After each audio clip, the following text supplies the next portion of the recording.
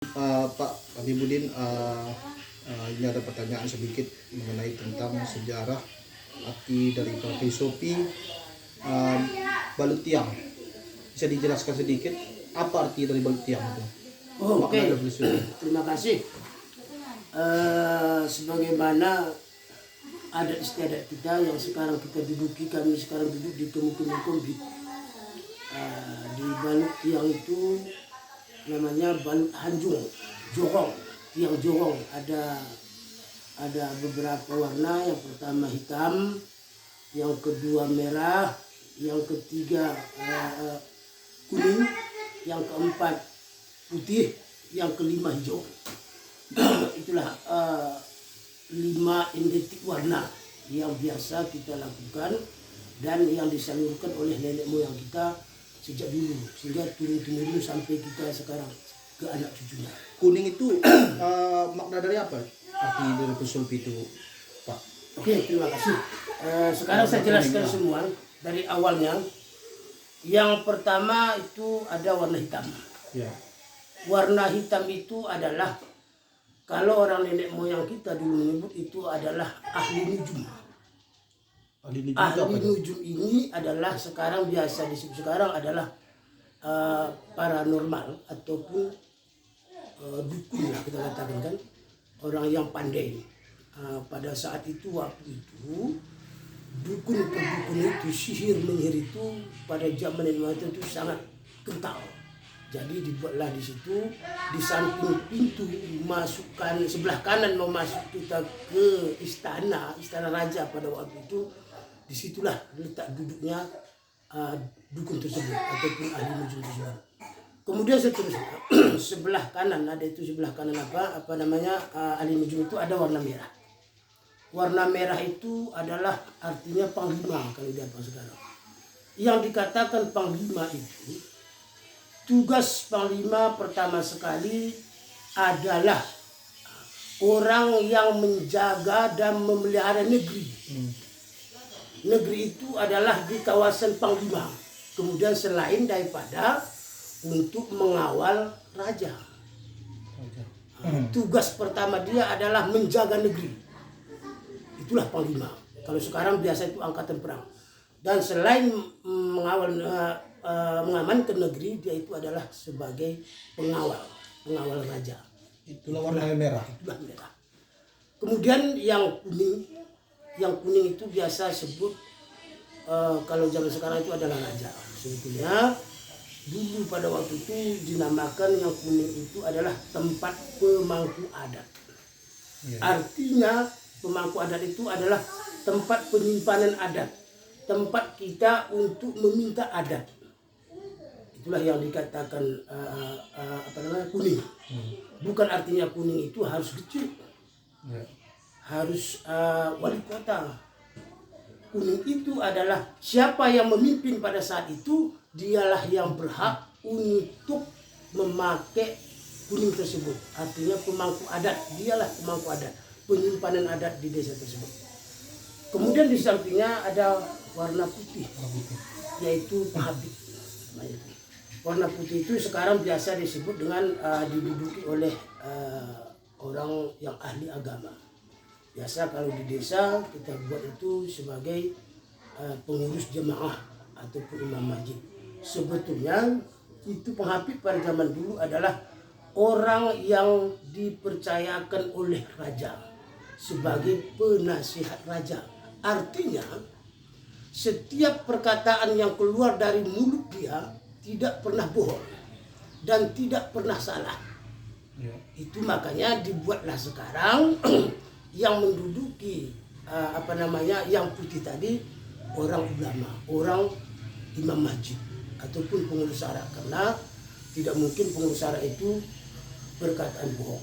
Padahal pada awalnya dulunya bukan Pak Imam, sekarang dulu itu adalah orang yang sangat dipercayai raja. Jadi kata-katanya yang keluar dari mulutnya tidak pernah bohong, yang benar. Itu artinya penghabit. Kemudian hijau. Di samping warna putih ada hijau. Hijau itu adalah juga termasuk penasihat. ataupun pendamping raja. Artinya hijau itu adalah tokoh yang ditokohkan. Artinya tokoh yang ditokohkan ini orangnya dermawan, orangnya sosial, dan selalu tempat orang meminta pendapat. Yang sekarang biasa disebut itu adalah tokoh masyarakat. Yang dikatakan tokoh yang ditokohkan itu adalah tokoh masyarakat yang ada di negeri itu. Tokoh masyarakat itu meminta pendapat sama beliau. Itulah artinya tokoh yang ditokohkan di atas tokoh masyarakat dia. Biasa sekarang disebut itu misalnya mantan wali kota, mantan kecil, mantan mukim. Itulah yang dikatakan tokoh yang ditokohkan. Kemudian kalau biasanya di kemukum-kemukum yang saya ketahui itu yang 5 ya, yang 5 tadi hitam, merah, kuning, putih, hijau tadi itu biasanya itu kalau sebelah kiri raja itu pertama sekali dapat sebelah mau masuk ke rumah sebelah hitam, baru nanti susunnya baru habis hitam merah, habis merah kuning, habis kuning putih, habis putih hijau. Kenapa demikian? Kan gitu. Kenapa nggak kuning dulu baru merah? Jadi yang saya ketahui, yang saya baca juga waktu itu pada zaman dahulu, ceritanya itu pada zaman dahulu setiap ada musuh. Nah, setiap ada musuh itu ahli nujum itu melapor dulu sama panglima. Setiap ada musuh lapor, ahli nujum melapor sama panglima. Panglima, musuh ada. Oleh panglima, karena dia itu adalah tangan kanan raja, langsung lapor sama raja. Langsung lapor sama raja. Oleh raja laporkan sama penghafid, Pak Imam. Karena kenapa demikian? Karena segala sesuatu itu adalah walaupun keputusan di tangan raja pada saat itu, namun dia tetap berkonsultasi dengan Pak Imam. Oleh Pak Imam lapor sama tokoh yang ditokohkan tadi. Jadi itulah ceritanya. Tokoh tadi dialah yang memutuskan. Kalau katanya berjuang, karena dia itu tokoh ini banyak sosialnya, banyak pengetahuannya, banyak teknisnya, dan lain sebagainya. Itulah susunan raja, itulah susunan kenapa demikian dibuat, itulah alasannya. Berarti raja itu kebersamaan dia didampingi. Ya, didampingi. Seraja itu di tengah, dihimpit oleh panglima dan penghafidnya, penasihat dan penjaganya, pengawalnya. Berarti dulu itu Pak Habibudin, apakah pernah dulu masyarakat dulu menerapkan tentang budaya itu? Ada tentang adat pesta lah, apakah pernah dipakai tentang sistem kerajaan tadi? Ya, memang sering kalau udah kita main kalau udah main memakai adat raja kan ada. Didampingi dengan saringan yang makna tadi ada. Memang itu dia. Kalau udah kita pakai adat raja, itulah dia. Jadi menunjukkan yang punya pesta itu siapa? Yang punya pesta itu siapa? Raja kah, panglima ataukah rakyat jelata?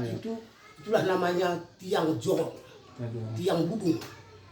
Biasanya tiang bubung dengan balut pembalut raja itu tidak sama, dia berpisah.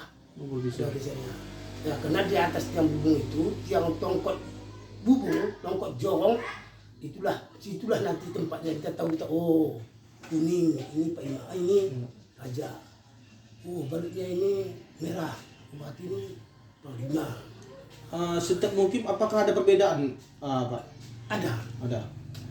Di